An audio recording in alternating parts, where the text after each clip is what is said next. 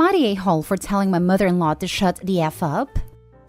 I, 24 female, got married at 18 to my very first boyfriend. We got divorced when I was 19 and it was incredibly messy. He is not someone I want to be around ever again. Then I met my current husband at 20 and we got married after 2 years together. Everything is going wonderfully and we are expecting our first baby in late August/early September. My husband knows about my divorce and never told his family. But when we were dating, his family looked me up and found out. Ever since then, they think I'm a gold digger and a slut. My husband defends me and we're lower contact, but since getting pregnant, we've been in contact with them again. Everything has been smooth except for comments from my mother-in-law every now and then. I had my baby shower this weekend with just my close friends and family. Everything was going well until my mother-in-law brought up my divorce in conversation with my mom, making some sort of comments like, "Aren't you glad your first grandbaby is with my son and not with her ex-husband?" My mother politely laughed and brushed it off until my mother-in-law called me over and out of the blue asked, "So tell me the truth between us ladies. Is that really my son's baby? Or are you just saying it so he'll support you? We all know how you were in the past."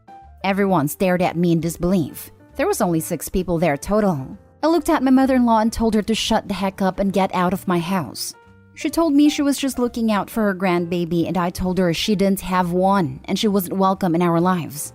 She left, and my sister-in-law started berating me, calling me a witch, and saying my mother-in-law had every right to question me. And I told her, if anything, I was the opposite of a cheap woman because I have only been in committed relationships. I feel like I'm going crazy. I don't understand why she said that, and I also feel like I let my pregnancy hormones get the better of me. Am I the a-hole? Now for the top comments. Not the a-hole, but I sure hope your husband is telling off both mother-in-law and sister-in-law. He is 100% on my side. Always has been. That's really good news, because I foresee a couple of decades of no contact in your future if you don't want these people polluting y'all's child. The audacity of that woman. I know my mother-in-law thought the same thing about me for a few years, and for basically the same reason. Married high school boyfriend and divorced after a year and a half with no kids. But she was decent enough to never tell me to my face. I wouldn't have known if my husband hadn't joked to me about it years later. Not the a-hole, and bizarre.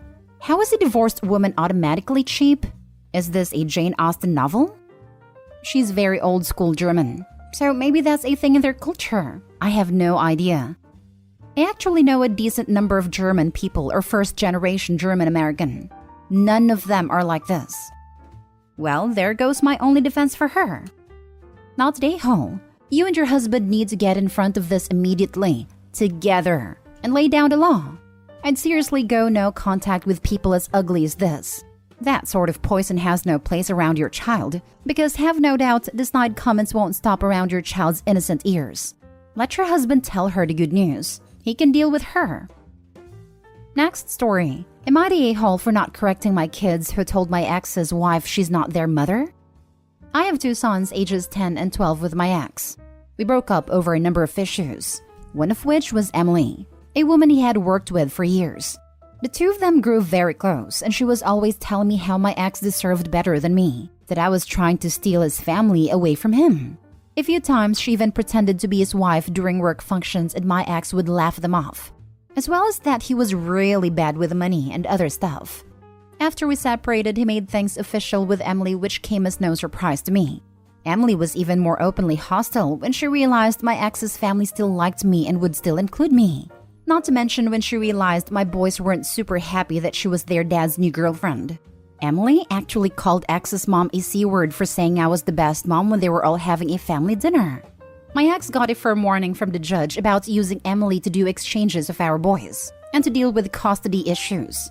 This was after her confronting me a number of times during exchanges, in front of my children, and of her showing not just hostility but saying things that could be taken as alienation of a parent. He continued to allow this. And ex was fined for breaching the judge's orders. He was told if it happened again, custody would be modified. Recently, there has been an increase in the anger towards me. Emily's unable to have children, and she wanted the boys to consider her a mom. They asked me for help, and I said nope. That Emily was not the mother of my children, and I wasn't going to encourage them to consider her one after the years of verbal mistreatment from her. The boys had an award night back at the start of June at school, and while there, Emily told the boys to get in photos with her for the school newsletter. They said no. She told them she wasn't asking. They said she wasn't their mom, so she couldn't say that. My ex scolded the boys, but I said nothing. Ex and Emily said I should have backed them up and not allowed disrespect. I told them I did not find what they said disrespectful. They have claimed I am an awful parent and I should not let my kids get away with that, and that I am teaching them to disrespect women, etc. So now I am here to find out. Am I the a-hole? Not the a-hole. They stated facts. Also hilarious that they are compliant about not showing disrespect. Does this behavior qualify going back to get the custody modified in your favor? Because honestly, your boy's mental health is going to be continuously harmed by those two a-holes. This does not qualify going back. There was no big meltdown and cussing me out, so the judge wouldn't care. I know that it varies area to area, but what is the age at which the kids can choose whether or not they want to go to their dads? I have a feeling once that age hits, that is a choice they will make. Our court system says 16, 14 in the cases of long-distance parenting. Not the a-hole. Weird how it's disrespecting women when your kids don't want to do something, but it's not disrespecting women when Emily's openly hostile to you. I guess it's different when they do it. They said no. She told them she wasn't asking. I would document that and the entire exchange and bring it to the attention of the courts. Emily sounds terrifying. Not stay home. Do everything you can to keep this woman away from your children. It was documented, but this is not an event the courts will care at all about. Her showing not just hostility, but saying things that could be taken as alienation of a parent. He continued to allow this, and X was fined for breaching the judge's orders. He was told if it happened again, custody would be modified. Sure seemed pretty hostile to me, and it was directed at your children. At least keep track of it because it adds to the pattern of her behavior. Would not surprise me if they attempt to punish the kids somehow for this next time your ex has his time with them. Next story is titled, Am I the a-hole for calling the cops on my fiancé's mom? It's a wild situation, but I feel like I need a fair judgment. So I've 27 male, have been dating a Regan 27 female for 2 years, and have been engaged the past 6 months. When we first started dating, I realized that Regan didn't have the closest relationship with her parents, especially her mom. But all her siblings seemed to get along. I didn't really find out why until later. So, Regan's parents are part of the lifestyle, aka swingers. Growing up, this was really rough on Regan. Everybody in her small town knew and people made fun of her relentlessly. She hated it, but at the same time they were her parents. Well, when Regan was a senior, her mom's videos were posted onto a website. Boys in her grade found them, made her life hell. So she immediately went to a college far away, where we first met, and she really hasn't had a relationship with them. We live like 30 minutes from them and see them only at Christmas. Her parents are always reaching out to her, however. And so I've seen as the guy isolating Regan from the family. I come from a traditional family, church on Sunday types. Regan fell in love with this and really attached herself to my mom. They have gotten super close. Regan always talks about her liking my normal parents. So Regan decided to not invite her mom and dad to the wedding. She said she's embarrassed of them and doesn't want people knowing who her mom is. She even asked my dad to walk her down the aisle. Her siblings got angry with us and she decided to cut them off as well and not invite them, which caused Regan's mom to explode. She's called us so many times the last few months and tried showing up at our place. I've had to tell her to leave every single time as Regan didn't want to, which is leading to the image of me isolating Regan. So this weekend, Regan was at a bachelorette party. I was home alone. I hear someone at my door. I see it was Regan's mom and she looked emotional. I spoke through the doorbell and told her Regan wasn't home and that she needed to leave. She kept knocking and saying, I know she's in there, I just want to talk. I said she wasn't home and that she needed to leave. Well, she walked to her car parked on the driveway and made a phone call. At this point, my neighbor texted me and asked if everything was okay as he heard yelling. Regan's mom came back to the door and kept pounding on it, saying she wanted to talk to her daughter. I told her she had 1 minute to leave the property. She didn't, so I called the cops. She was arrested for trespassing. Regan came back and I told her what happened. She was upset at me, but then understood once I showed her my neighbor's text and doorbell footage. Regan's siblings are angry, however, and so is her dad. I can't help but feel like I did go too far. Am I the a-hole? Edit. For people asking, Regan basically ghosted her parents in college. She told her siblings why she didn't want a relationship. They didn't agree with her reasons, and that is why she cut them off too. Her parents should be aware of the reasons through the siblings. Now for the top comments. Not Day-Ho. Her parents are certainly free to be swingers, but it was very selfish not to think about how their lifestyle choices impacted their children. Regan is an adult and has made a decision not to have them involved in her life. Her mother was warned, but ignored it. You are free to choose, but choices have consequences. This. Also, I'm sure there is a way to be swingers discreetly that doesn't involve having them in the home where your minor children live. Or, uploading videos with your face uncensored. Aside from Hollywood, what kind of parents even does that? Not Day-Ho, but look at it from their perspective. I would think the same thing if my daughter cut me off. Regan needs to explain her feelings clearly to them as to why they aren't welcome in her life. Regan also likely needs therapy.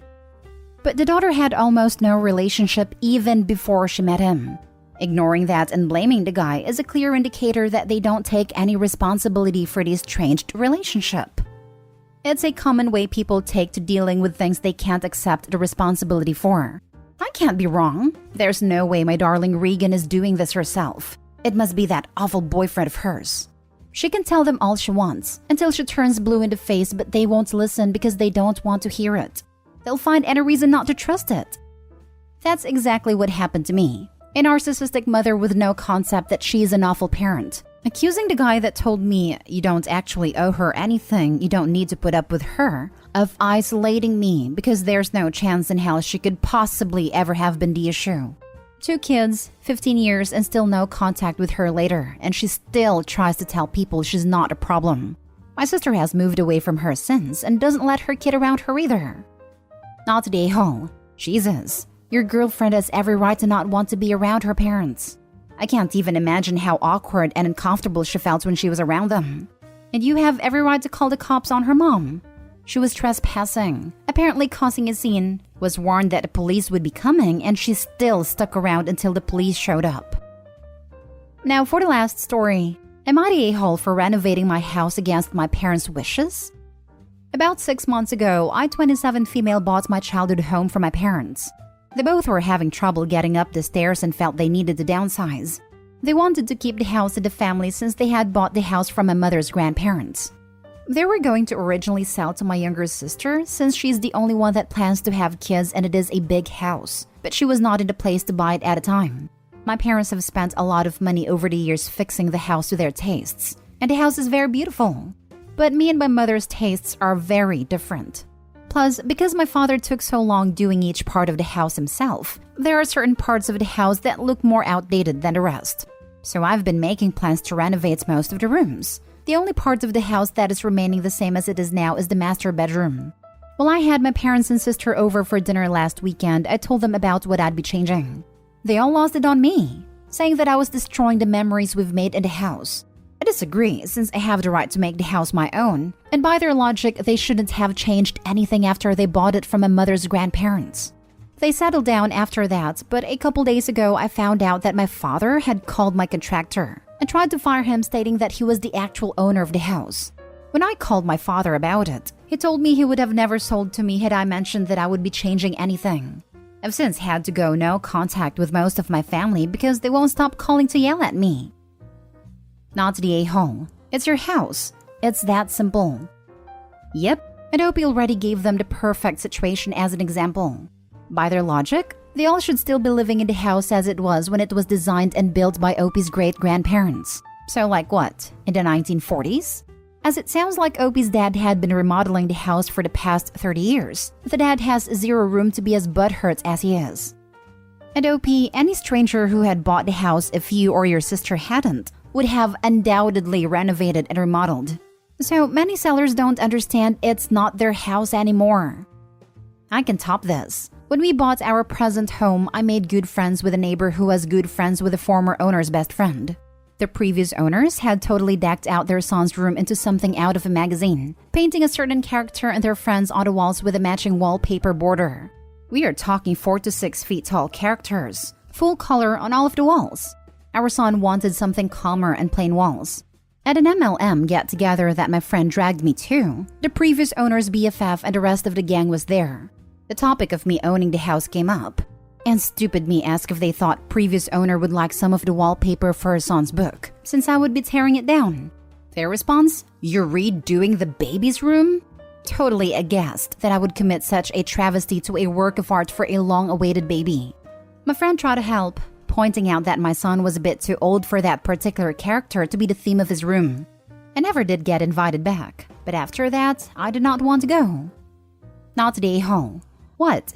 They expected you to live like it's 1987, 1995, 2002, 2005, 2014, and 2020 forever?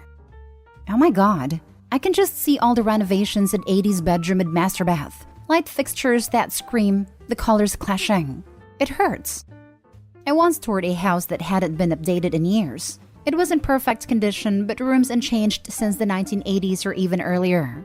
One of the bedrooms had 1950s kids cowboy wallpaper like Sheriff Woody from Toy Story.